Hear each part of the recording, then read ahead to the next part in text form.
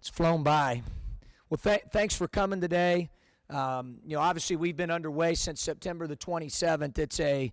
It's an exciting time of year for sure. Fun and challenging at the same time with the relatively new team. I've got a research project for all of you out there in the media. I'm still looking for someone to tell me. I told DB today to find a coach that has 9 new, fresh faces. Guys sitting out the previous year don't count on a team. So, but at the same time, it's exciting, fun, but challenging. I think the goal, for sure, as we started to get together for the first time this summer, was to become closer both on and off the court. I think we've come a long way with what we've done in the summer, with what we did in the fall. And obviously we've started our practices on September the 27th, and I've seen a lot of progress. That's not something that happens overnight. It just doesn't work that way. That trust that you want to develop both on and off the court happens over time. I do think we've made, as I said, a lot of progress. I think the reason why, there's a lot of factors. I think one, those reasons certainly can be pointed towards our SEAL training that we did in the summer and the fall. I thought that put our guys in a position where they had to deal with things that made them uncomfortable. We had a saying this summer from Instructor McGuire that the people that are the best at what they do have a knack for being comfortable when things are uncomfortable. One of those days we were, in ice water and had sand all over our bodies, and the whole concept that day was to finish the workout and find a way and not have an excuse and not be focused on the fact that you might be a little colder than normal or a little bit more uncomfortable with the sand. And, it's exercises like that we've also, similar to that, put them through here on the court starting on the 27th. We've tried to put them in a position where they have to do something really, really difficult every day. Where they're really taxed, whether it's a specific drill or something we're doing to put them in a position where they've got to handle adversity. And I like what I've seen there. I think we've gotten a lot better. We've come a long way since the summer months. I think strength and conditioning has been a big reason why as well. We've made it difficult in that area. But I really want to recognize our veteran players for setting such a high bar as to how we do things in the off season.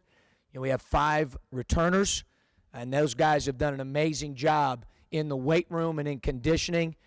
From Nana going in the 220s this time last year to 250 plus now. Joe Bertrand's speedy recovery from the torn labrum, and the fact that his strength numbers and conditioning numbers are better than they were at this time last year after sitting out the majority of the summer due to the injury is amazing. Mike LaTulip has changed his body entirely. He looks terrific. Abram's conditioning is better. Abram's strength is better. Ray Rice obviously has been a poster child for the area of strength and conditioning in our program with what he's done, whether it be body fat or strength numbers or conditioning numbers. He's been a poster child for that. So all of those guys have really set the bar high in terms of how we do things in the off season. They've also been extremely helpful as we've started practice. Setting the bar for, hey, this is how we practice. This is what we do. It's great to have those 5 guys. Although we were a much more experienced team, an older team, and had a lot more age to us last season when I started with that group, all of them were new. So we're really relying on these 5 guys to help us teach every day how we do things. I told those guys the other day, I said, if we have a bad practice, that's first and foremost on me, and secondly, it's on you. So we better figure it out together, and they've really, for the most part, answered the bell very strongly there. So I'm really encouraged by that. The biggest thing for this team is I've really tried to get them focused on the process. You say, well, coaches do that every year. You'd have a point there, but I think it's even more important with this team because of the fresh faces and the 9 new guys. I think it's really vital to get them to understand that to do the things that they would like to do individually and as a team here at the University of Illinois, they have to understand that everything we do is important. Every day matters. Every strength and conditioning workout matters. Every practice matters. Every rep matters. And usually when you're a young guy, that's harder to grasp. You think, I've been telling them some of the high school kids, the 5 freshmen, I just took my 2 sons to see The Wizard of Oz over at the IMAX Theater in Savoy, and I keep telling them, this isn't Kansas anymore. The Dorothy's deal. When she made it to Munchkin Land. For those of you that have watched The Wizard of Oz, I've become an expert in that here lately. My son not only watched it, Connor, in the IMAX theater, but now he wants to watch it every day at home. So we have to understand that every day, everything is important. Do we have a full grasp of that right now? No, but we're a lot better than we were during the summer. So one of the things you'll see on our bracelet, a little different than last year, is the acronym E1H, and that comes from our SEAL training, where our instructor would get up and say, how many people does it take to win? And everybody would answer very loudly and clearly, everybody. That's the E. How many people does it take to screw it up? 1. That's the 1. And what do you do when a teammate's confused? You help them. That's the H. So right now we're consumed with that and the process that will give us a chance to, get some of the results that those guys want and that we all want. I think that's a challenge when you're a new guy, but I think our guys are starting to understand we can't have a bad practice. We control that through the choices that we make on a daily basis with our attitude and our effort. We tell them we take great pride in our basketball program with those 2 things regardless of results or circumstance. We can control our attitude and our effort, and that's what we're trying to do every day. So we appreciate you being here. Again, very exciting time of the year. They're a fun, last thing I'll say is like last year's group, I feel so blessed because we have great guys that fit our culture, that fit, you've heard me use the term Illini guys. We've got Illini guys. I mean, these guys are fun to be around both on and off the court. We have high character guys that want to do the right thing. They're certainly not perfect, but I remind them every day, neither am I. And we've got to learn and move. Whenever we ding something up, we learn and move to try to get better. I want them to be lifelong learners while they're here at the University of Illinois, and I expect our staff, including myself, to exhibit that as well. So we're trying to learn and get a little bit better every day. I think you'll like getting to know our players because we have great guys. Questions? John, what do you think of the media choosing your team 7th in the Big Ten? Did they? It was interesting. I was on a run here about an hour ago or so, and we were talking. Mike and I were talking, and I told him, I said, I don't get caught up in all that stuff. Obviously, I hope that our guys have a chip on their shoulder, Rob. I thought last year's team did with some of that stuff, but at the end of the day, we're trying to control what we can control. We can't control that. Predictions and prognosticators, we'll let them do their job. I know they have a job to do. We certainly respect that. But at the end of the day, we're going to try to control what we can control within our program. And as I mentioned earlier, that's our attitude, that's our effort, that's getting better every day, and then we'll let the chips fall at that point. John, judging by your statement, it sounded like you were surprised by Ahmad Starks, the decision by the NCAA. Can you just kind of go into? Yeah, I was surprised. Honestly, a little bit disappointed. But again, as I also said, not only in the press release, but also in the interview I had with Marcus, we got to move on. I mean, at this point, for me to belabor that, Jeremy, I think it's a waste of time, to be honest. But I was disappointed. I thought he had a very compelling case. I meant what I said in the release. And, obviously he and his grandmother are close. She helped raise him. I am disappointed a little bit with the consistencies, or depending on how you look at it, inconsistencies of some of these cases. But, again, that's out of my hands. I said that from day one. We were going to do our part. And what the NCAA asked us to do, I felt like we did that. They made a decision, and now we got to move on. The new practice schedule, how have you adjusted to that, and have there been any challenges so far with that? Yeah, the question Marcus had was about the new practice schedule. I love it. I love it so far. I really like it, Marcus, because we've got a young team. So it gives those guys a chance to recover physically as well as mentally. Right now we're on 2 or 3 day cycles, so we'll practice for 2 days or 3 days, and then we have a day off. I think from a coaching perspective, I really like it because it gives you a chance to come up for air and evaluate how the 2 days had gone or the 3 days, and what do we need to tweak here or wrinkle here, or what did we learn about our team during this specific cycle. And that's been really good from a teaching standpoint. I also would say the last part of that would be I was a classroom teacher as well when I first started. And we see the classroom as the court as our classroom. It's a teaching environment. And I always felt like before, when practice started around October 15th, everyone was playing an exhibition game at the end of that month. So you really had a couple weeks with some NCAA mandated days off. And I felt like we were taking a crash course, especially when you had younger teams. It was like those days, I'm sure you never did this, Mark, where you had a test and you studied at the last minute and procrastinated and crammed in the last 24 hours to try to do well on the test. I felt that way a little bit as over the course of coaching 19 years in the profession, that especially when you had maybe a little bit more inexperienced team, Marcus, you were trying to cram everything in. Press offense, presses, man offense, man defense, zone defense, and it was all coming at guys so fast that you wondered how much they were really digesting. I think what this does is it allows you to teach them over a longer period of time, come up for air, make sure that they've passed kindergarten before we go to first grade, make sure they pass first grade before we get to second grade. And so I think that's been really helpful as well, and another reason why I think that the change in the practice format has been beneficial. Joe Bertrand, this is his 5th year. What has his leadership been like with the younger guys this year? Joe leads more by example, quite honestly, and does a great job of that. Every time I see Larita's his mother, I always tell her how much I enjoy coaching her son. I love her son. Having said that, Joe will be the first to tell you that I've been asking him to be more verbal. As a 5th-year guy, Joe has so much to share.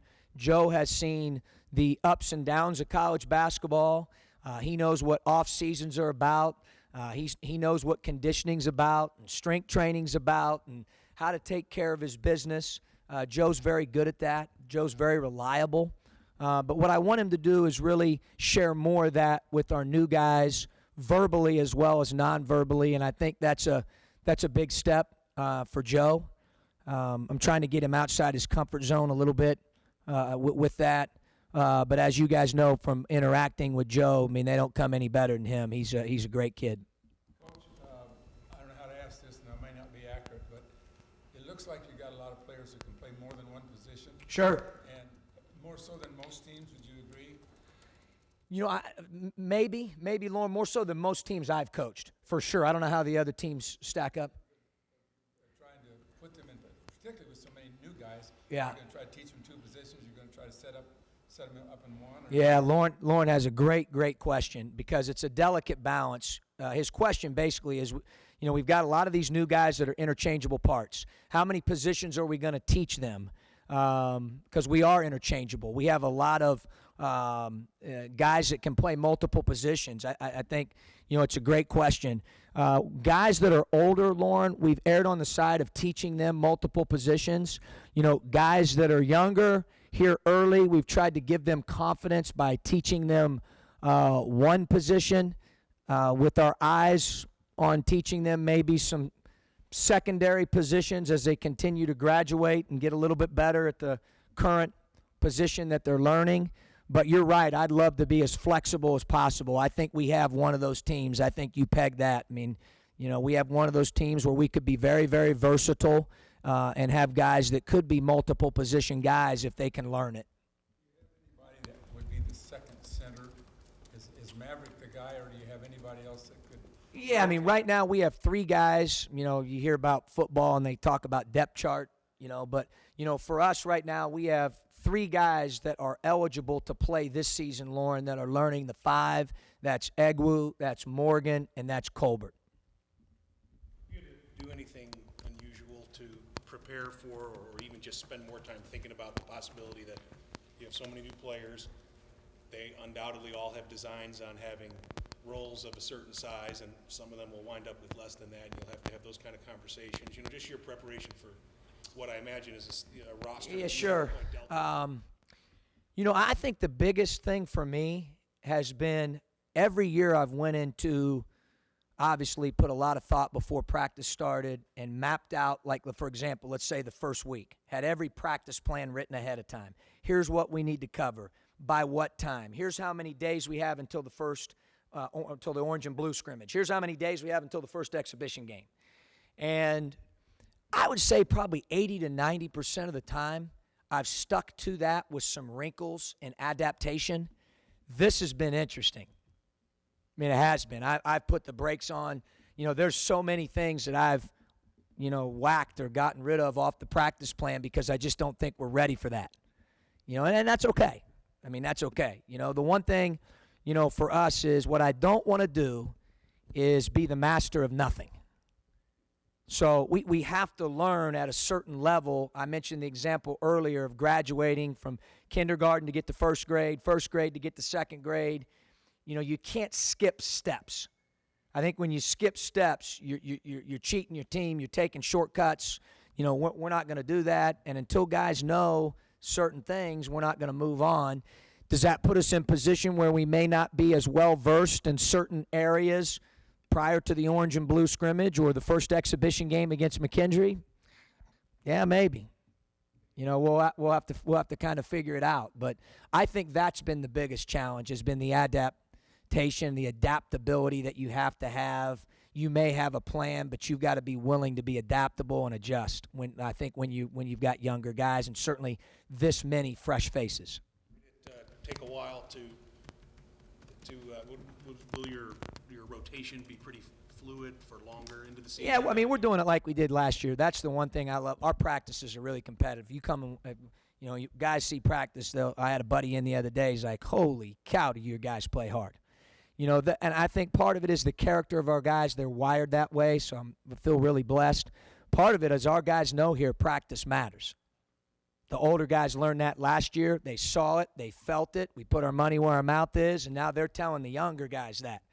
So those guys know, like, hey, man, we expect you to practice well. This is important here. So we grade out every single practice. If you're a veteran, you should be at a huge advantage when we start because you know what you're doing in a lot of different areas that maybe the newer guys don't. You should use that to your advantage. The other guys, I think, are learning they've got to, make that learning curve a little bit more shallow and maybe not make the same mistake today that they did 2 days ago. And, the quicker they learn, the better. But that changes. How guys practice will determine certainly initially in exhibition game one, our initial rotation. Practice matters at Illinois.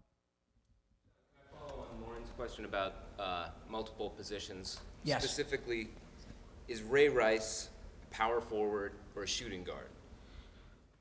Ray Rice, to be honest with you, if you wanted to, could play 4 positions. Right now he's learning a couple. He learned 2 last season. I like to do that with guys who are sitting out because, to be honest with you, if they ding something up, they're not playing until the following year. So I want them to make mistakes now, figure it out, and then by the time that they're eligible to play after their sit-out year, then they've got 2 positions that, they've mastered or come close to having mastered, which I think is really helpful for our team. But Ray's very versatile. Certainly defensively, depending on who the other team plays at those positions, Ray can guard multiple positions. Defensively, he can play multiple positions offensively. I think Ray's gift is that he's very, very versatile. Malcolm's very, very versatile, but doesn't have the year experience that Ray has. So he's a little bit of the example I was mentioning to Lauren earlier where we're trying to teach him and, baby steps right now for Malcolm. Malcolm's 17 years old. I mean, Malcolm doesn't turn 18 till the end of October. Ray's a grown man, literally. Physically, so, I tell our guys in the very first meeting, don't be bean counters because I'm not going to treat everybody equally. I'm going to treat them fairly. But, Rob, you're different than, Ben. Ben's different than Derek. My job's to know my guys and figure out what we need to do to get to them, to motivate them. Malcolm's in a little bit different position right now, mentally and physically, than Ray, and So we've got to make adjustments and do the best thing that we can for Malcolm to bring him along. I really like the progress that he's made. He's getting better every day. He's really talented. Malcolm works extremely hard. Malcolm's an extra guy. I talk about guys who are empty, even, and extra. Malcolm Hill's clearly extra. He made 30,000 shots this summer. I mean, he's willing to do whatever it takes to be a good player, and he's got a chance to be a really good player for us as long as he keeps working hard and is open-minded. Question? Last year you said you'd like to play, if possible, play 9 or 10 in your Yeah. rotation. Last year it ended up with about 8. Yeah, sure. So Yeah, this I year- always like to play 9 or 10, but players play players. I don't play them. They grade out, and if they can earn minutes and they're good enough to play and help us be competitive, and I can count on them to do what they're supposed to do. I learned what's that? Oh, yeah, I'd like to play that many guys. For sure. That allows you to play harder defensively, allows you to play even faster, allows you to be more aggressive, allows you to attack, all things that are a part of our philosophy and I think who I am as a coach. So, but the players have to decide that. I mean, I always tell them, players play players. I like all of them. But, oh, yeah, did that at Ohio twice. Yep. That you have so many new players transform the roster this early on, just in your second season. These are all your guys now, essentially. How much has it helped? These are all mostly your guys in your second season. Well, to be honest with you, and I'm not trying to pick on you, I can't stand it when people say that. Those guys last year were my guys. They will always be my guys. Okay, once I coach them, they're my guys. I don't care whether I recruited them or not. I mean, I'm not picking on you, but I hate when people phrase it that way. All those guys were my guys. They'll forever be my guys. Obviously, the guys that have come in this year, we've recruited more of them. Okay, there are guys just like all the rest of them last year and this year, but we've recruited these guys. Certainly, no question about it. When we go out and recruit, we're recruiting to our system and to what fits our system and how we want to play long term. Were we able to address some of those needs? Without question. I think that gets you obviously excited about the newcomers coming in. Freshmen, we can speculate which ones we think will come in and play right away. In your mind, what separates the freshmen that are able to make an immediate impact versus those? Yeah, sure. It's interesting because all these guys come in as star players from their high school, and for us to be successful, everyone has to sacrifice to a certain degree. Our staff does, the players do, the support staff does. Everyone that's in our organization has to do that. I think that's the biggest lesson. I think most freshmen think the way to get to the floor is to score. I'm not saying all, but typically that's what they think. When in reality, I look back over my career and I think the freshmen who have played are the freshmen who take care of the ball and defend. If the coach knows when that person goes in the game, they're going to take care of the basketball and they're going to defend and not make mistakes defensively, probably got a chance to play and contribute and help your team.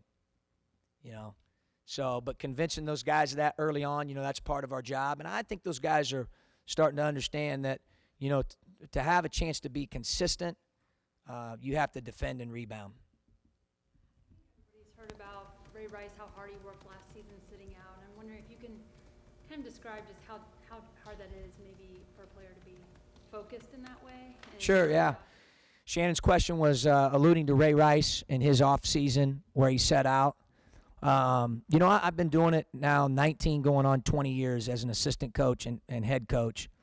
And I don't know if I've seen a guy who's sitting out, Shannon, on a transfer make the number of strides that Ray did in the year that he was out. You're right. What he did was hard. It's not easy to do that, to understand. I told him a story the other day about a bricklayer. And I said, 3 people were laying bricks. And they asked the first one what he was doing, and he said, I'm laying bricks. They asked the second one what he's doing. He said, I'm building a wall. And they asked the third one what he was doing, and he said, I'm building a cathedral. Ray understood he was building a cathedral. He understood that he could keep the big picture, that was going to pay off for him when he became eligible to play. And it's hard for guys, I think, Shannon, to do that are 18 to 22 years old, to understand that there's a light at the end of the tunnel and they have to grind every day to get to that light. And Ray grinded. There's no question about it, and that's why he's gotten a lot better. And he still has some areas that he has to improve. All of us do, but in terms of the actual body of work of his sit-out year, I thought it was tremendous. Expect there to be some. A little bit. Do you think Aaron and Darius are going to benefit from sitting out this year? Well, I hope. You know, we have the award. Last year we gave out Most Improved Player award, and, you know, it hit me as we were evaluating it that maybe Ray might have improved as much as anybody and didn't play. So the fact that he received that award and sat out, I mean, I think that in itself speaks for itself. And, you know, we use his sit-out year now as a bar for a guy like, you know, Cosby or a guy like Starks or Paul. And I think that's a great thing when you have that bar set in your program for guys who are sitting out. Expect there to be a little transition time for him just getting back into. Sure. Yeah, no question. You know, obviously the game's coming up, practice. You know, we're trying to play more up and down right now, partly conditioning, partly I'm wanting to get him and the other guys chances to get up and down. Shannon here early, teaching whole, and then we'll go part, and then we'll go back to whole. But, yeah, probably, you know, some timing. You know, I've now watching guys come off of sit-out years, I think, you know, timing's in something that just happens. You know, game day timing happens after you play some games, and Ray will probably go through that just like everyone else has that's been in that situation. Personnel changes changed a lot the way you play. Will you still shoot as many threes, or have you thought about how We're to going to play, obviously, to our strengths, Jim. We're charting everything every day. You know, do I think on paper right now we're as good a shooting team as we were last year? You know, no, but we're shooting a higher percentage of them, a higher percentage from three right now through roughly 10 practices than we did through the first 10 last year. So what do I know? You know, so we'll play it by ear. I do think this is a team that's important to get the ball to the paint. I do think I'm safe in saying that more than last year's team, and I think we have some personnel that can get the ball there more than last year's teams in terms of that being their individual strengths. So I certainly that'll be a point of emphasis. Nana's size will make him more of a post player. Will he still float around the court a lot? Or? We'll make him a moving target. You know, he'll play some in the low post, some in the high post. You know, he has great touch, can really shoot the basketball. You know, we're going to move him around. I think one of his strengths for his position is his versatility, not only offensively, because everyone always thinks of offense, but defensively. You know, there's not very many guys that are 6'11", 252 pounds that can not train for a mile and run a 5:15 mile and, you know, switch ball screens and keep point guards in front. I mean, he's an elite level defender with his feet. We got to make sure he keeps his hands off people. Go ahead. Well, I think that you can tell from when Ray, anything we do with Ray and when his name's announced, he gets maybe a little bit of an extra boost or cheer from the crowd. And, you know, this is one thing you figure out very quickly living here 17 months. You know, this community's very proud community of what we have here, as they should be. It's a great place. They're very proud of the university, and he's one of their own here from Champaign. So, you know, I think he's excited to have an opportunity to represent the state school here in his hometown. You say that defense and handles equals PT for newcomers or freshmen. You're going to need Mike Latulip more because Ahmad didn't get the waiver. How have Mike's handles and defense improved? Well, Mike's improved a great deal, but I think more important than just needing him, Rob, we're going to need everybody. You know, we are. You know, right now we've got 11 players that are eligible to play in the game, and we're looking at every combination and every player throughout the early practices here. And, you know, guys will earn minutes, players play players. I've always said that, you know. But he's improved. His handle's improved. He's shooting the ball well right now. His body's stronger. He's done what you should do from one year in our program to the next. You know, I think the development piece of what we do, and the assistant coaches deserve a lot of credit for that. I've got an amazing staff. Those guys, our guys are better people, students, and players unequivocally than they were last year, those returners. I mean, it's not even close. It's something we take a lot of pride in. It's why we do what we do. And Mike's no different than the rest of those other guys. I mean, he's made a lot of improvements and a lot of growth in all three areas. So, that he should take a lot of pride in that. But he still has a long way to go. You were looking to Joe Bertrand for more leadership. What, Yeah. what about Tracy Abrams? How much of the leadership of this team falls? I really on- saw Tracy develop that this summer and fall. I thought he maybe as much as any player in terms of the leadership piece developed more through the SEAL training than any of the guys we had on the team in terms of the growth that I saw him make, communicating. Tracy's always played really hard and competed, like I was mentioning earlier with Joe. But I think now he's starting to get it. He's done a great job of working really, really hard to connect our players on and off the court. That's important to Tracy. A year ago at this time, he would tell you if he was up here himself. I mean, he wasn't thinking about that. He's gotten older. He understands, I think, that it's more than just about him at an even higher level than what he did last year. And I'm really proud of him for that in terms of his transformation. That's like person stuff. That's pretty cool. Elaborate a little bit on the off-the-court part of that. Well, I mean, he hangs out with those guys. He makes sure he spends time with all of them. He tries to connect with all of them, not just maybe the guys that are like him, because they're all different. As I mentioned earlier in my example, every one of them's different. And Tracy's really went out of his way, I think, to make those guys feel welcome, to connect with them on their level. I think he understands how important that is. And he's really made a growth transformation when it comes to that area, and I'm proud of him for that.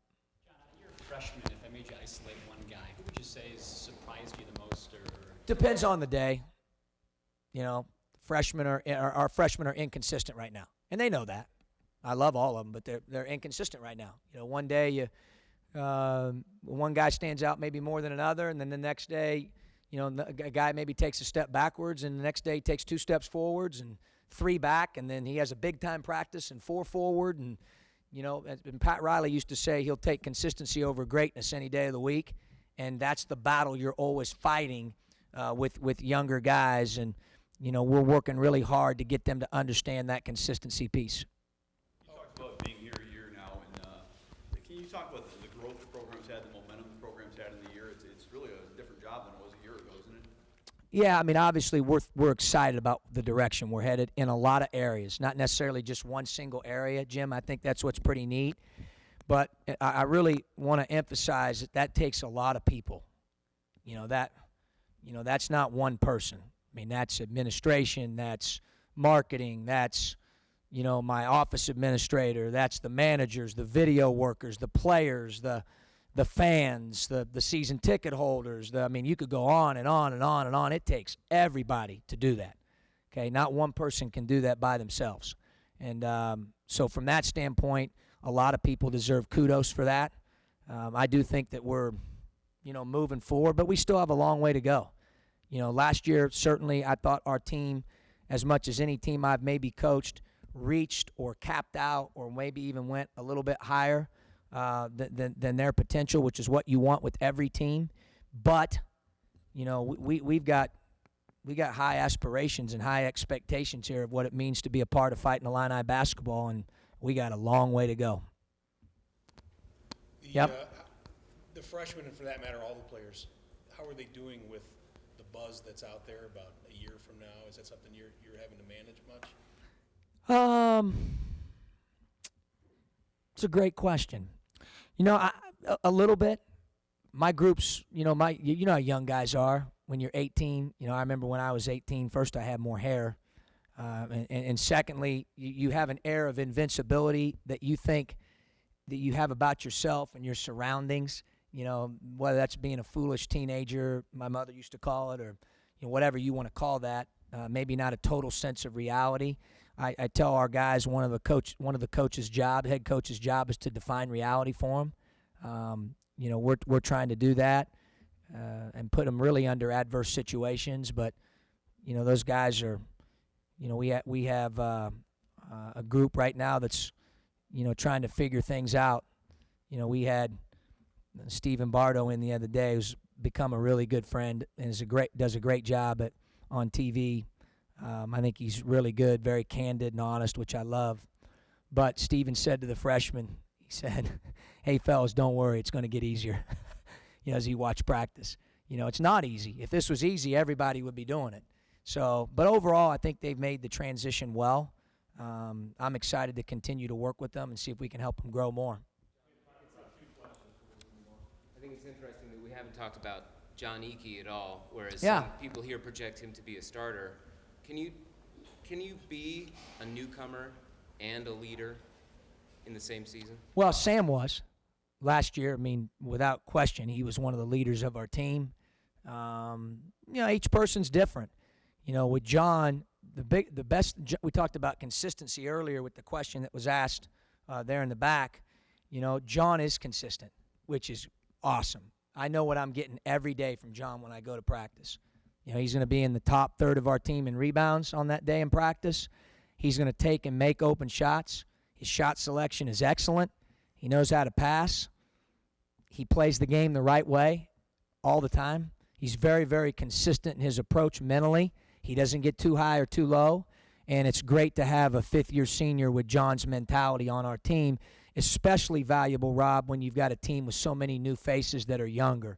I think John's very rock solid.